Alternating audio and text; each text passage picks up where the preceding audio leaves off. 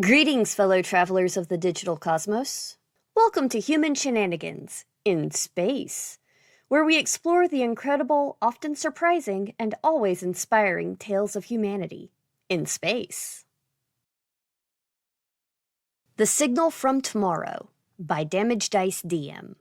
Found on Reddit. The galaxy called us dreamers. It was not meant as a compliment.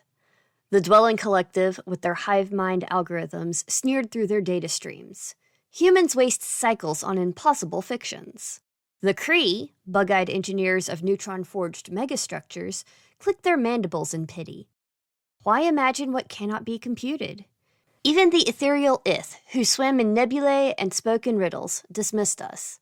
Your minds chase shadows that do not exist yet, each of them advancing their science through meticulous improvements in a slow, safe, and regulated process. They didn't get it. They couldn't. Imagination wasn't just human. It was our cheat code, our middle finger to the laws of time. It started small. 1876, Earth. Alexander Graham Bell sketches a speaking telegraph. He's half drunk, doodling nonsense, but his hand moves like it's possessed. The phone's born. Fast forward to 1969, NASA's got a room-sized computer guiding Apollo 11. But sci-fi nerds are already babbling about pocket-sized communicators that can do more than crunch numbers. By 2007, Jobs holds up the iPhone, and the galaxy doesn't even blink. Just another human toy. Except it wasn't. We weren't just inventing. We were remembering. The truth hit us in 2247, during the Orion Arms Skirmish. The Dwellin had us pinned. Our fleet was scrap, our colonies choking under their blockade. Captain Elena Marquez, a grease-stained engineer turned warlord, was holed up in a derelict frigate, muttering to herself, "If we could just bend space, like in those old shows." Her crew thought she'd cracked, but Elena wasn't dreaming. She was hearing something. She sketched a drive core on a bulkhead with a plasma torch. No math, no theory, just lines and curves that felt right. The crew humored her, cobbling together scrap and prayers. When they fired it up, the frigate didn't just move, it slipped. 1 second they're staring down Dwellin dreadnoughts. The next, they're halfway across the sector, laughing and puking from the G-forces. The galaxy lost its mind. The Dwellin screamed violation of causality. The Kree demanded blueprints that didn't exist. The Ith just whispered, "You have heard the song of what will be." Elena's drive wasn't new. It was old. Impossibly old. Buried in human stories. White papers from 1994, pulp mags from the 1930s, even ancient myths about gods folding the sky.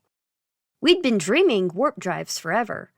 Not because we're clever, but because we're told to. Dr. Wei Chen cracked the code in 2250. Not with a lab, but with a neural scanner and a hunch.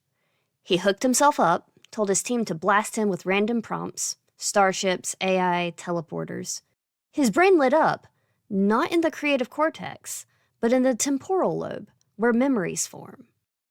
Except these weren't memories of the past.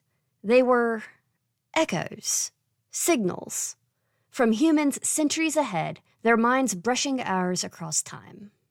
Wei called it the chrono-feedback loop. Future humans, living with tech we can't fathom, subconsciously or consciously beam their reality backwards. Not schematics, just feelings, shapes, ideas.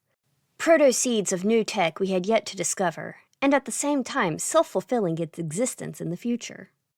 Our ancestors caught these whispers and called them inspiration. Da Vinci's flying machines, Tesla's wireless dreams, all fragments of tomorrow, leaking into yesterday. The galaxy didn't laugh anymore. The Dwellin tried to replicate it, wiring their drones to mimic human REM cycles. Nothing.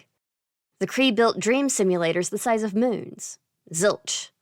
The Ith meditated for decades, chasing our song. Silence. Only humans could hear the signal, because only humans were reckless enough to believe in the impossible before it was real. By 2300, we were untouchable. Colonies sprouted on neutron stars because some kid dreamed of gravity anchors and had non-ablative titanium shielding after binge-watching anime. Our AIs argued philosophy with us, not because we coded them that way, but because we'd imagined sentient machines since Frankenstein. When the Dwellin threw their last invasion fleet at Sol, we didn't just win, we erased them. Not with guns, but with a device nobody understood that took their ships apart with a chain reaction at the molecular level, built from a fever dream of a nobody mechanic who swore he saw it in a movie once. The galaxy calls us dreamers still, but now it's with respect and fear. They see our cities of light, our ships that dance through time, and advanced weapons and medical procedures, our children who hum tunes of machines not yet born. They ask, "What are you?" We grin, just human. And somewhere in a future we can't yet see, our descendants nod back, whispering, "Keep dreaming." Hope you enjoyed the story. Don't forget to like, subscribe, and stay wonderfully weird.